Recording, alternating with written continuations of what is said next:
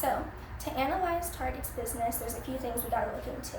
So, we gotta understand the competition and market, and we need to know what the current operational model is. So, something I like to use is called Porter's 5 Forces. It's a tool that helps identify the strengths and weaknesses within a business using 5 different forces that are present in all industries. So that includes the first one, competitive rivalry. And as you can imagine, Target has tons of competition because they have tons of things they sell.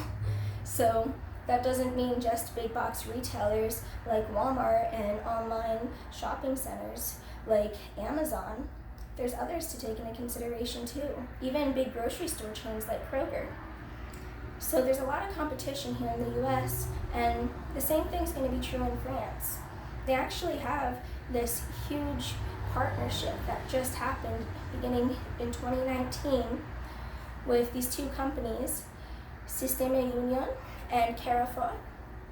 So these companies control 35% of the market share for groceries in France. By comparison, in the US, Walmart only controls 23%. Only. So that's definitely something to keep in mind.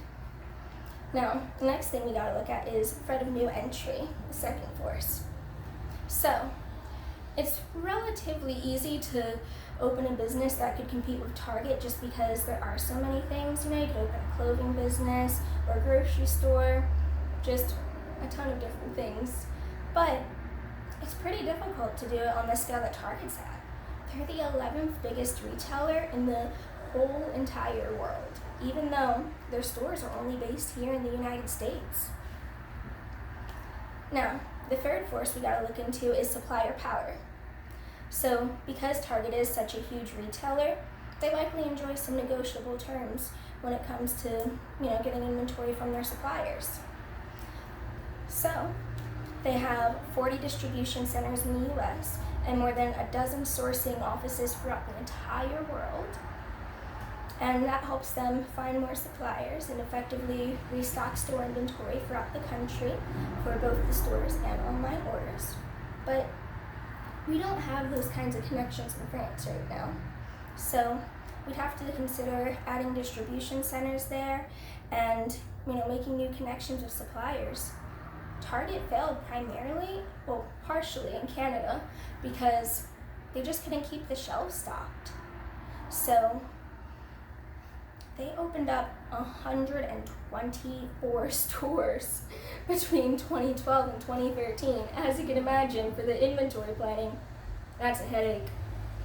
So it didn't really go too well. The shelves, they were often empty. The customers, they weren't seeing the products they wanted to and they're really quite disappointed. And of course, you can't make sales on something that you don't have to sell. So it's crucial that we form those kinds of connections in France before we go in full force. Now, the next force we're going to talk about is threat of substitution. So it's fairly easy for people to substitute the different products just because, hey, if I buy my groceries at Target or Walmart, is an apple still an apple? Of course. And the same thing's going to be true when it comes to a lot of products where you could easily switch between them, whether it's clothing or appliances, whatever. You don't need to go to Target for that. So that's something to keep in mind because we need to make sure people actually really want to come to Target, because if it's too easy for them to substitute without incurring any kind of significant cost, they might just do that. Now, the last thing we gotta look into is buyer power.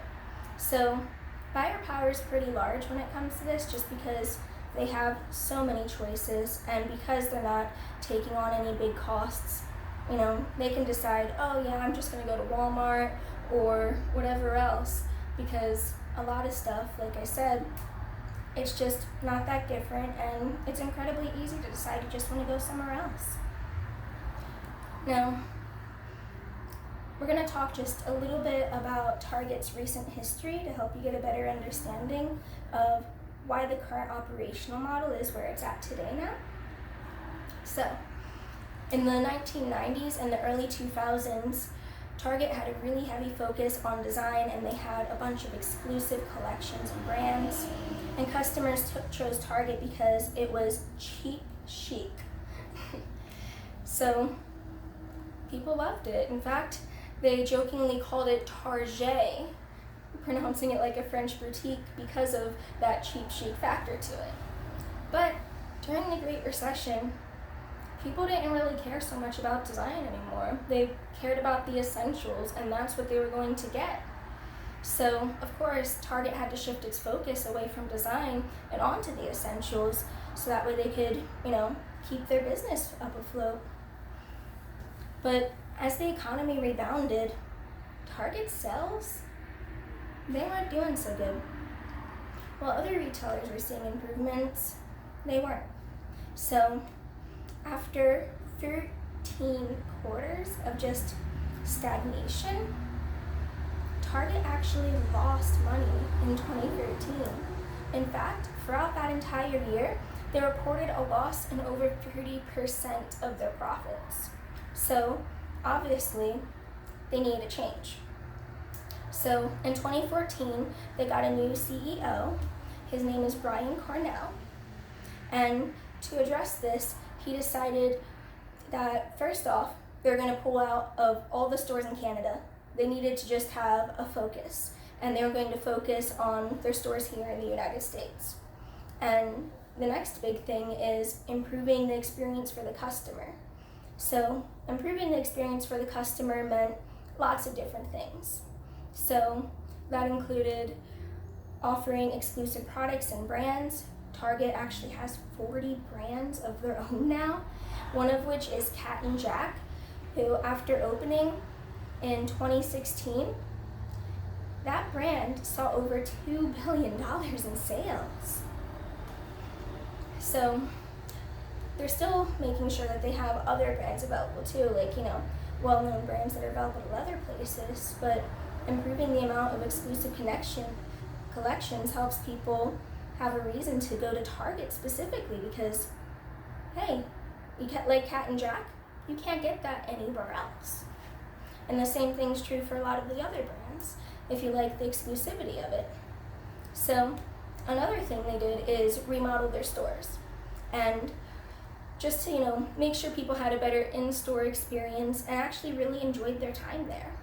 The remodeled stores see a growth in sales of about 2 to 4%.